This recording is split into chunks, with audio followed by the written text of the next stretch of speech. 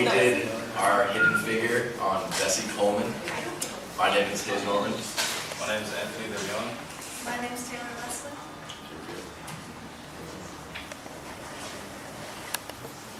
Bessie was born in Atlanta, Texas in 1892.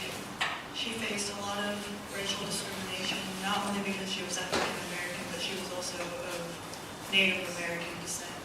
So she was discriminated against throughout her school career, which she went to school in a segregated school through kindergarten to 8th grade.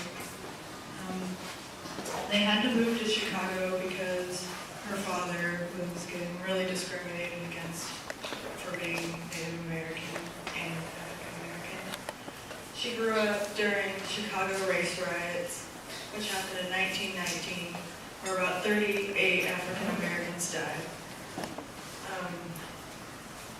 A lot of people told her that her dream was ridiculous because she was African American and she was also a woman. So there's no way that she would be able to become the first black woman to be a pilot. She grew up on a plantation, picking cotton with her mother and doing laundry. Black people were dying all around her, so you can only imagine what that felt like for her to not have dreams. And her own brother told her that she wouldn't be able to become a pilot, and that they can only do that in France. Women, African Americans, weren't allowed to be pilots in America.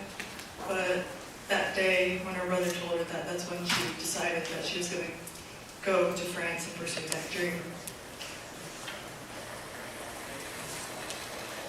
So she was the first black woman, and also she, her father was Native American.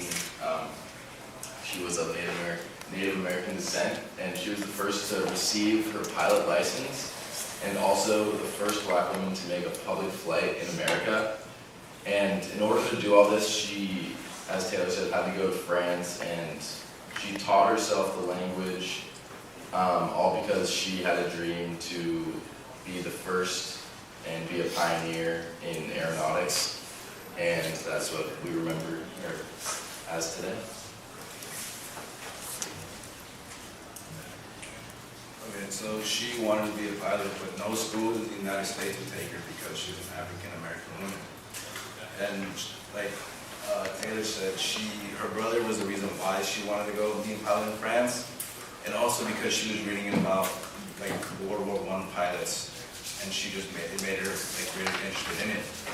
And then, as Hay said, she went to France and got her certificate on June 15, 1921. And she just traveled Europe just to gain more experience to come back to the United States and perform in air shows. So she had visions to start a pilot school for black women. Sadly, she died young in an accident, in a crash. She fell out of her plane. She's pretty tragic. Yeah, she performed stunts. That was her job.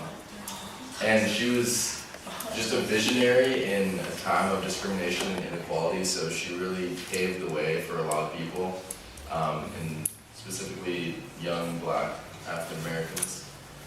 And when she was told no, again, by her brother, she found a way to achieve her dreams and go against the norm of that time. Okay, she died on April 30th, 1926, and the way she died, she was flying over with her pilot, Williams D. Wills, and she was just checking the area to see where can she like parachute from her plane. She had her seatbelt unbuckled. He did a loop, and she fell out from 1,000 feet up. Crashed. A few moments later, her pilot crashed as well. What? That's a horrible look. Carmen? Carmen?